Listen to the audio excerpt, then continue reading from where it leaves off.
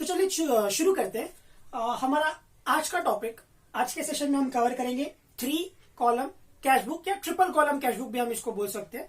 हमारे पिछले 2 सेशंस में हमने single column cash book, simple column cash book बोल सकते हैं, या double column cash book, 2 column cash book, other name is okay. वो तो हमने कवर किया विद इलस्ट्रेशन, मतलब सम भी सॉल्व किए हमने। हम अब ये कर रहे हैं ट्रिपल कॉलम कैश बुक। इसके साथ ही साथ हमारा जो कैश बुक का जो थ्योरी पार्ट है वो पूरी तरीके से कवर हो जाएगा। Almost the entire chapter will be covered. तो चलिए विदाउट वेस्टिंग मच टाइम शुरू करते हैं।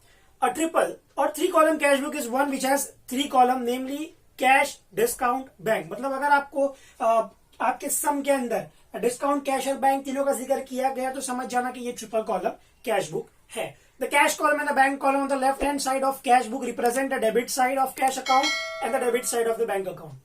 डेबिट साइड में है तो डेबिट साइड शो करेगा आपको। इन डेप्थ उतना लाइन बाय लाइन नॉलेज दे रहा है। इधर का जो अकाउंट है कैश और बैंक का वो आपको डेबिट साइड शो कर रहा है। Obviously it is in the debit side. The cash column and the bank column on the right hand side represent the credit side of the cash account and the credit side of bank account respectively. जो right hand side में है वो credit बता रहा है। The cash book shows both the cash and bank balances. The format of cash book 3 column cash book is as, देखिए मैंने format बनाया एज ऑफ नाउ। सिर्फ ये पट्टे के ऊपर आप ध्यान दीजिए, ये सारे उसकी वर्किंग है। आगे के छोटे मोटे मैं कह सकता हूं कि अंडरस्टैंडिंग पॉइंट्स है वो हम कवर करेंगे। फिलहाल शुरू करते हैं by date. Single, double, triple सबके अंदर दिया हुआ है। पर्टिकुलर एलएफ सेम है, डिस्काउंट भी है। यहाँ पे कैश और बैंक, नया जो पॉइंट आता है ना, नया वाला अगर मैं कहूं तो यहाँ पे क्या डिफरेंट है, तो यहाँ पे डिफरेंट है ये महाशय, ये बैंक डिफरेंट है। बैंक एक नया कॉलम इसमें ऐड हो जाता है, दैट इज बैंक कॉलम। ठीक है, बाकी रेस्ट एवरीथिंग इज सेम। इधर बाय डिस्काउंट अपन ने दिए तो इधर आएगा, अपने को डिस्काउंट मिला तो उधर जाएगा। It is very understanding. चलिए, preparation of 3 column cash book. Preparation of 3 column cash book has been discussed under the following heads. ठीक है, चलिए शुरू करते हैं। ओपनिंग बैलेंस, सही बात है, आपको कुछ पैसा मिला तो आप अपनी बुक के अंदर उसको एज ओपनिंग लिखोगे। और कैसे लिखोगे? The opening cash and bank balance are recorded on the debit side of the cash book in the respective amount column with the words to balance brought down in the particular column. एकदम हिज्जे हिज्जे करके बता रहा है कि देखो भाई, जो भी आपको अमाउंट मिलता है थ्रू आउट द मंथ या थ्रू आउट द ईयर, जो भी पर्टिकुलर पीरियड के लिए यूटिलाइज करने के लिए, उसको आपको आपके डेबिट साइड के अंदर उतारना in the under word saying to balance brought down. तो ये पहला वाला हम शुरू करते हैं। ये देखो, ये टू बैलेंस ब्रॉट डाउन हमने शुरू किया। बाय डेट वगैरह भी दिया है। Suppose if the business has 15,000 cash in hand and 20,000 cash at bank as on 1st Jan 2017, then this will be entered in following in the cash book. भाई ये पहला वाला है, ये फर्ज कर लो कि भाई 2017 जैन 1 को आपके बिजनेस के अंदर 15,000 रुपए कैश था और 2,000 रुपए 20,000 रुपए, आई एम सॉरी 20,000 रुपए आपके बैंक में था। तो ये आपकी एंट्री होना चाहिए। बाय 2017 Jan 1 डेट में लिखा particular to balance brought down. भाई कैश कितना है? 15,000। भाई बैंक में कितना है? 20,000 रुपए। मतलब क्या बता रहे हो, स्टार्टिंग ऑफ द मंथ आपके पास ऑलरेडी इतना पैसा आपके कैश अकाउंट में और आपके बैंक अकाउंट में है। ऐसा होता है हमारा ओपनिंग। तो ये क्या है भाई? Opening balances. तो ये है हमारा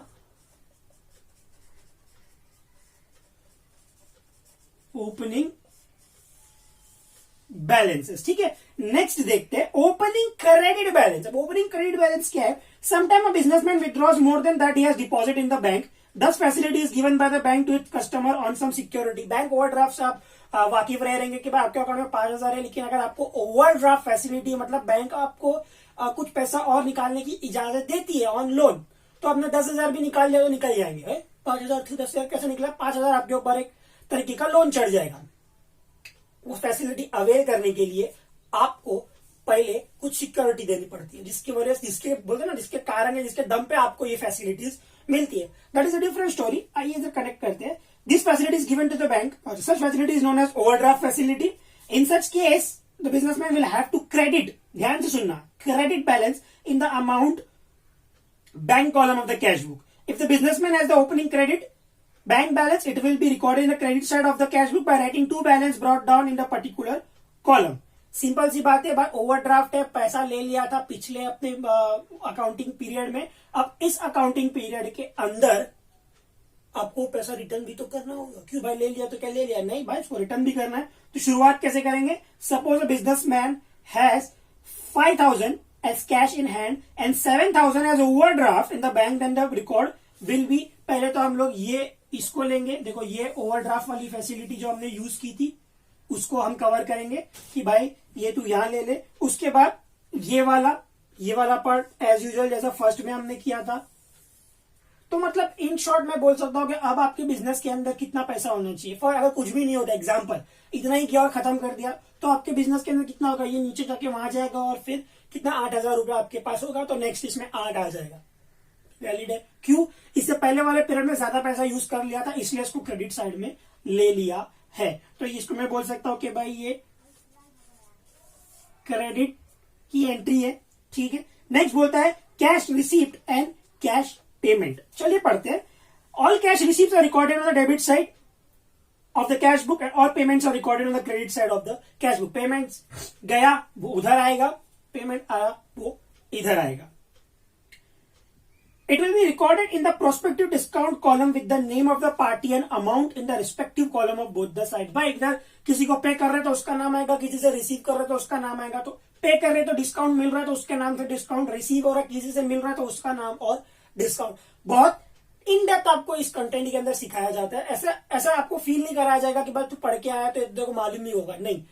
ऐसा हम फील करके चलते कि ये टॉपिक आपको फर्स्ट टाइम आपके लाइफ में आ रही है और हम उसको कवर कर रहे हैं। Receipt of check. When a business firm receive check from customer, it record them in the following manner। देखते हैं, चलिए शुरू करते हैं। When a check is received and deposited in the bank on the same day, क्या होता है कि भाई फॉर एग्जाम्पल 5,000 का चेक मिला from Rajesh and deposit in the bank on the same day. तो ये देखो ये बैंक में आ रहा है। अगर मैं एक लाइन ड्रॉ करूं ना, ये बैंक में, तो ये चेक आपको रिसीव हो रहा है और आप उसको बैंक में डाल रहे हो। तो भाई टू राजेश और सीधा आप बैंक में लिख दोगे, बाजू में डैश, बाजू में डैश। ठीक है। When a check is received but is not deposited into the bank the same day, such a check is treated as cash and it enter on the debit side of the cash book in the cash column। अगर deposit नहीं किया तो वो cash column में आएगा। Deposit कर दिया तो बैंक में जा रहा है, वरना कैश कॉलम में आएगा। करेक्ट है। That is the Contra entry. And the debit side of the cash book, okay, fine. When the cash book is deposited in the bank, it is entered on both the side of the cash book. On the debit side of the book, cash balance as bank as receiver. The entry which appears on both sides of the cash book is called contra entry. Letter C is written in the LF column of cash book. Such entry entered to denote that is a contra entry. It is not required to be posted to ledger. Contra entry के बारे में भी यहाँ पे जिक्र किया गया है। क्या जिक्र किया है आगे देखते हैं। Either increase bank amount and decrease cash amount और increase cash amount, vice versa है। तो बैंक का अमाउंट बढ़ाएगा तो कैश अमाउंट बढ़ाएगा, या तो कैश घटाएगा या बैंक बढ़ाएगा। वो सेम ही बोल दिया मैं। या तो बैंक बढ़ेगा कैश कम हो गया, तो कैश बढ़ेगा बैंक कम होगा। कौन से कंडीशन में? When cash is withdrawn from bank, when cash is deposited into bank. होता है आज हमको चेक मिला लेकिन हमने उसको डिपॉजिट नहीं किया, तो फिलहाल वो अपने कैश में, लेकिन उसको बैंक में जाना है, तो कॉन्ट्रा एंट्री आएगी। When cash is withdrawn from bank for office use, both the cash and bank account will be debited affected in the cash book. On the receipt side, it is shown as to bank in particular column and the amount of withdrawn on cash column. On payment side, shown by cash in particular column and amount of withdrawal in the bank column। जाहिर सी बात है। एक और एक example बहुत अच्छा लिया है। बोलता है कि भाई when cash is withdrawn from bank for office use, भाई आपने कैश निकाला बैंक से for office use, both the cash and bank account will be affected. जाहिर सी बात है कि बैंक से आप पैसा निकालोगे तो कैश भी आपका अफेक्ट होगा। On the receipt side is shown as to bank. Receipt side के ऊपर आप दिखाओगे to bank in particular side and amount of withdrawal in the cash column. यहां पे आप दिखाओगे कैश कॉलम के अंदर। और on payment side it is shown as by cash in particular column and amount of withdrawal in the bank column. यहां पे आप दिखाओगे टू कैश और यहां पे आप दिखाओगे बैंक कॉलम। तो ये ऐसे करने से होगा क्या भाई? ऐसा करने से ना जो डबल गैप होता है ना वो नहीं होगा, सिंगल गैप ही आएगा। इधर से पैसा मैंने निकाल दिया और यहाँ पे मैंने उसकी एंट्री नहीं की, तो जब टैली करने का टाइम आएगा ना तो इधर गैप आ जाएगा, और वो गैप को नलिफाई करने के लिए हम लोग ऐसी डबल एंट्रीज करते हैं।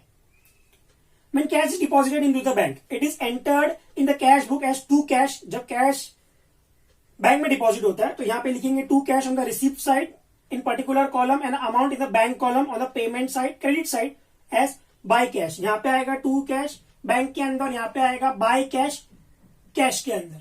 कैश आ रहा है और बैंक के अंदर जा रहा है। ये डबल कॉन्ट्रा एंट्री के लिए आपको एलएफ में सी लिखना है ताकि आपको आइडेंटिफाई हो सके कि आप कॉन्ट्रा एंट्री कर रहे हो। देखो Contra entry is not tough, बस थोड़ा सा दिमाग ये लगाना है कि भाई आपके बिजनेस में कुछ आ रहा है, अगर वो in the form of cash आ रहा है जो बैंक में जाने वाला है, तो यहाँ पे डबल एंट्री होने वाली है, मतलब दो अकाउंट टच करके जा रहा है तो उसको हम कॉन्ट्रा बोलेंगे और डबल एंट्री होने वाली है। ठीक है।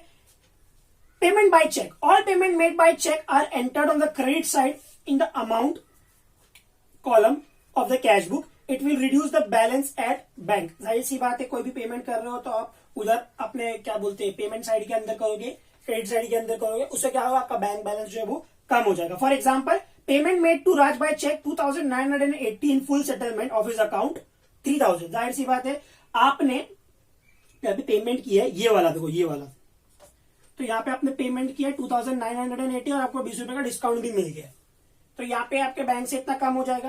अगर मैं इसको ले लूं तो ये ऐसा हो जाता है, आपके बैंक से कम हो जाएगा और आपको एक डिस्काउंट भी मिला, तो डिस्काउंट में हमने मेंशन कर दिया। अच्छा, endorsement, sometimes a endorsement does not send a cheque receive by him to the bank for collection. ध्यान से सुनना, businessman does not send a cheque receive by him to the bank for collection. भाई अभी तक cheque उसने डाला नहीं है। He may endorse to transfer the cheque in favour of the creditor for making the payment of his debt. एक बंदे को मुझे पैसा देना है, मेरे पास एक चेक आया है 10,000 रुपए का, तो मेरे पास दो ऑप्शन है, एक मैं मेरे बैंक में जाऊं, चेक डालू, पैसा निकालू, पैसा लाऊं, उसको दे दूं।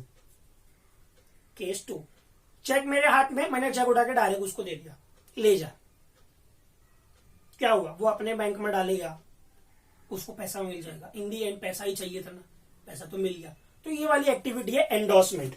इन such case on the date of receiving the cheque shall be taken in the cash column on the received side of cash book. ध्यान से सुनना, cheque shall be taken in the cash column on the received side of cash book. ये cash column के अंदर यहां पे आएगा, और on the date of endorsement it shall be shown in the cash column on the payment side of cash book. जब payment होगा, देखो 10 तारीख को पेड हुआ है, तो ये अपने कैश कॉलम के अंदर आ गया, और ये 14 तारीख है और ये अपने कैश कॉलम के अंदर क्रेडिट साइड पे दिखा रहा है। On the date of endorsement, it shall be shown in cash column on the payment side of the cash book. For example, by 10 Jan को check was received from Raj for 5,000. It was endorsed on 15 April in favor of Ram Prakash. राज से हमको check मिला, check आया 5,000 का, कितने तारीख को, 10 जैन को, और हमने वही चेक जो है भाई हमने राम प्रकाश को दे दिया। ठीक है, and it was endorsed on 15th in the favor of Ram Prakash, a creditor of business. The entries in the cash book will appear. देखो यहाँ पे वो डेट आएगी, उतना पैसा दिया, और फिर ये डेट आएगी, उतना पैसा दिया। दोनों अलग अलग डेट्स आ रही है, क्योंकि हमने जो चेक है वो डायरेक्ट उठा के सामने वाले को दे दिया। देखो कॉन्ट्रा एंट्री है ना, यूजुअली जो कैंडिडेट होता है ना उसको थोड़ी टफ लगती है, बट यहाँ पे ना आपको सिर्फ यही चीज का ध्यान देना है कि पैसा आ रहा कहाँ रिफ्लेक्ट हो रहा है। अगर वो कैश बोल के, बैंक बोल के कैश में, तो रिफ्लेक्ट दो जगह होगा, क्योंकि दो पार्टीज को हिट कर रहा है। आपको कैश मिल, चेक मिला, आपने बैंक पे नहीं डाला, तो एज ऑफ ना वो कैश में, बट उसको बैंक में तो जाना है, इसलिए वो कॉन्ट्रा एंट्री होगा, वो रिफ्लेक्ट होगा। तो इस सेशन की तरफ आप नोटबुक खोल के रखें और इस चीज पे थोड़ा सा फोकस करें, तो आपको समझ में आ जाएगा। चलिए, bank charges, interest, etc. If bank deducts any interest or charge, the same will be entered in the credit payment side in the amount column. If bank deducts any interest or charge, the same will be entered on the credit payment side. Bank अगर आपसे कुछ charges ले रहा है तो वो आपके इधर जाएगा, क्यों, पेमेंट साइड में काउंट हो रहा है। बैंक आपको इंटरेस्ट दे रहा है तो वो इस साइड में जाएगा एज यूजुअल। ठीक है, balancing of 3 column cash book. The discount column are total but not balance, जैसे हमने 2 कॉलम में किया था, टोटल होता है बट बैलेंस नहीं होता है। Cash column are balance exactly in the same manner as anticipated in the single column cash book. जो पहले हमने शुरू किया था, हम कैश कॉलम को बैलेंस करते हैं इधर से जाके उधर। याद रखना, ये हैवी नहीं होता है सिंपल में, बट यहां में भी चांसेस है। The process is similar to the process is similar for balancing the cash book also, bank book also। Bank book को भी आपको वैसे ही करना है, और इसके लिए भी हमने एक सम किया है ताकि आपको इन डेप्थ थोड़ा सा, अभी थियोरेटिकल हमने ले लिया, बट उसका आपको इलस्ट्रेशन भी लेना है, वर्किंग भी लेना है, प्रैक्टिकल भी लेना है, तो ऊपर मैंने डाल के रखा है। अब यहाँ पे देख सकते हो सम कैसे कवर किया गया है। ठीक है, इस सम के अंदर देखो ट्रिपल कॉलम कैश बुक, हाँ थोड़ा सा लेंदी है, थोड़ा टफर, एग्जाम में मैक्सिमम टाइम यही आता है। इसके अंदर मेन कॉन्ट्रा एंट्री में ही लोग फंसते हैं, कॉन्ट्रा एंट्री में ही लोग फंसते हैं। और कॉन्ट्रा एंट्री में क्या होता है ना, मेनली देखो जब दो अकाउंट्स हिट होते हैं ना, जब बैलेंसिंग का पॉइंट आता है ना, जब आपको मैं कह सकता हूं कि कॉन्ट्रा एंट्री की जरूरत बोलते हैं ना, कॉन्ट्रा एंट्री करनी पड़ती है। ठंडे दिमाग से आपको ये चीज सॉल्व करना है, इसको समझना है और इलस्ट्रेशन को देखना है। ठीक है, अगला कंटेंट अगले लेक्चर में। Thank you.